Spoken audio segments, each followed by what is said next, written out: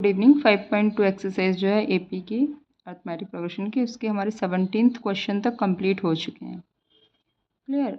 और हमारा 18th question है अब। So 18th question is the sum of the fourth and eighth term of an AP is 24।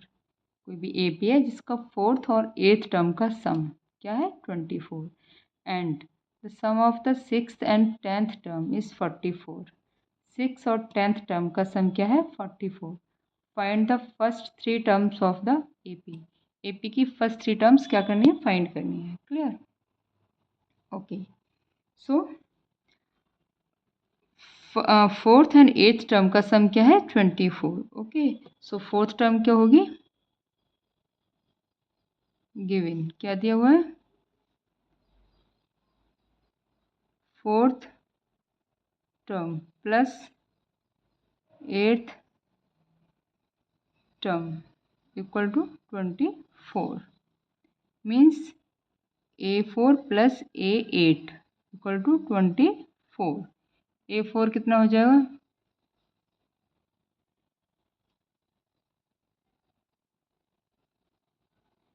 So A4 is A plus 3D, A8 is A plus 7D। Direct formula लगा दिया, क्या होता है formula, AN is equal to A plus N minus 1 into D. N क्या है 4 first के लिए और इसके लिए 8, तो 4 माइनस 1 3 और 8 minus 1 7। Okay. So here 2A plus 7 plus 3 कितना हो जाएगा 10D इक्वल्स टू 24। और कैसे लिख सकते हैं इसे, A plus 5D equals to 12। So this is equation 1। Second condition is sixth and 10th term. Sixth term plus 10th term equals to 44। So six term मतलब A plus 5D, 10th term means A plus 9D equals to 44. Here 2A plus 5 plus 9 14D equals to 44. So इसे ऐसे कर सकते हैं 2 plus 7D equals to 22. This is equation 2. Clear? 2 common ले लिए, 2 7 जो 14. So now solve the equation first and second. So किसी method से सॉल्व कर लो। Subtract equation 1 from equation 2। 1 में से 2 में से 1 को सब्ट्रैक्ट कर दो। सो 2 क्या है,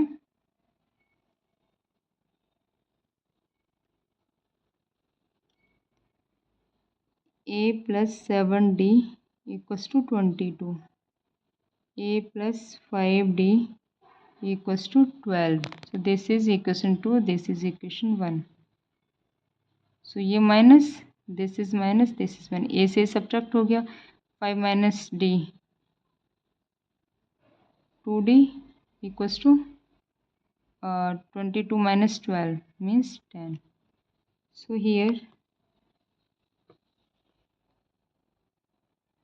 D equals to 10 by 2 means 5. So D की value is 5. Now putting D is equal to 5 in equation 1. Clear? Putting D is equal to 5 in equation 1. 1 क्या है, A plus 5D, D की जगह 5 equal to 12. So A plus 5 5 are 25 equals to 12. So A is equals to 12 minus 25 means 12 minus 25 means 3 and 2 minus 1 is 1 minus का 13. Okay. So A is equal to minus का 13 and so D equals to 5. Okay. So A1 means minus का 13, A2 means minus 13 plus 5. So it's a yes, minus का 8, A3 means -8 + 5 means -3, A4 means -3 + 5 means +2. Okay, clear? Okay, so now come to the next question. So next question is,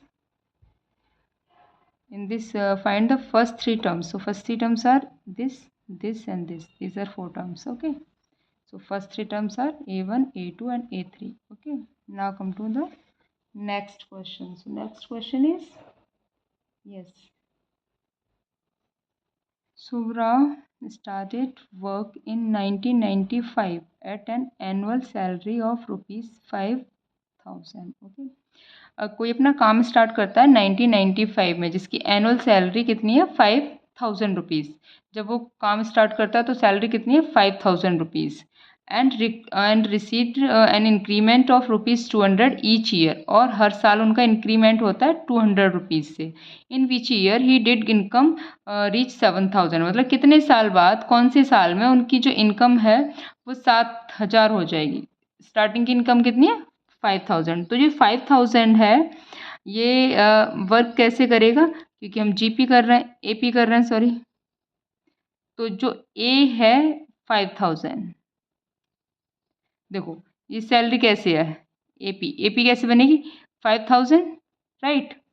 फिर 200, next year 200 रुपये बढ़ गई तो क्या होगी 5,200। फिर next year 200 रुपये बढ़ गई तो 5,400। फिर नेक्स्ट ईयर 200 रुपये बढ़ गई 5,600 and so on.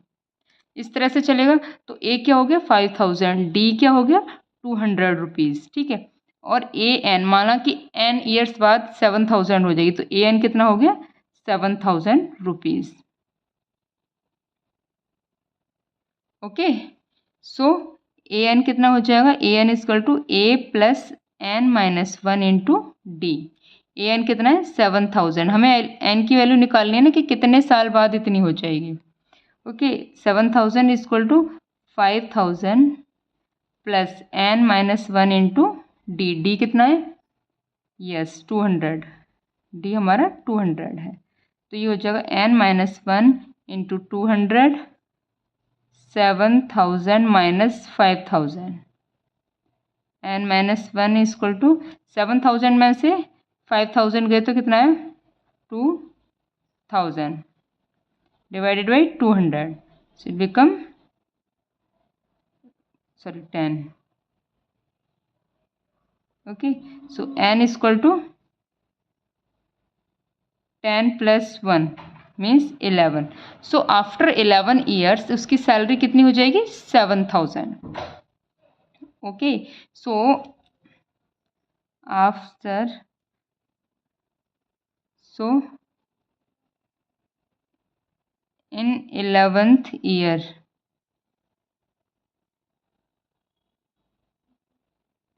his income reach 7,000. Okay, so in which year, year निकाल लेंगे। ईयर क्या हो जाएगा 1995 प्लस 11 माइनस 1। हाउ भाई, एक तो 1995 है ना, 1995 में से उसे 5,000 मिल गई ना, तो कितना आ जाएगा, यस, सो 1995 प्लस 10 कितना आया 2005।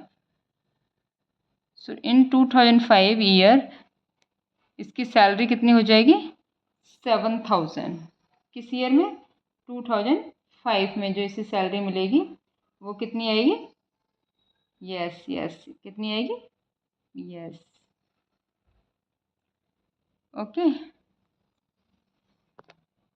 So next question is same. Ramkali saved ₹5 in the first week of a year and then increased her weekly saving by rupees 1.75. Okay, so AP किस तरह से ड्रॉ होगी? फर्स्ट वीक में 5 रुपीज़, सेकेंड वीक में 5 + 1.75. Okay, then 5 + 1.75 + 1.75 and so on. So first year का 5, then 6.75, then 5 5 0 7 7 4 and 5 5 6 7 8 8.5 and so on. Okay, so here A की value क्या हो गई 5, D की वैल्यू ऑलरेडी गिवन है 1.75. सर वीकली सेविंग बिकम इतने, फाइंड N. और AN मान लो कि N ईयर्स बाद ये इसकी सैलरी कितनी हो जाएगी, N वीक्स बाद 20.75. इसकी सेविंग्स कितनी हो जाएंगी 20.75. सो AN = A + N - 1 × D. Okay, so AN कितना है 20.75 एंड A कितना है 5 + N - 1 × 1.75, राइट. सो N - 1 20.75 - 5 अपॉन 1.75. क्लियर. सो ये हो जाएगा 20 में से ये हो जाएगा 15.75 डिवाइडेड बाई 1.75. सो पॉइंट से पॉइंट हट गया, ठीक है. और 15.75 को 1 पॉइंट हमें किससे डिवाइड करना है 1.75 से हमें डिवाइड करना है ना. कितना आएगा 9 से करके देखो. यस, ठीक है. सो 9 जा 175, 9 जा yes 1575. So N = 9 + 1 means 10. N की वैल्यू 10 आ गई, मतलब आफ्टर 10 वीक, आफ्टर 10 वीक हर saving become ₹20.75. Okay, after 10 N की वैल्यू क्या आ गई 10 वीक्स बाद उसकी सैलरी जो उसकी सेविंग है वो कितनी हो जाएगी 20.75. क्लियर. सो ये इस एक्सरसाइज का लास्ट क्वेश्चन था.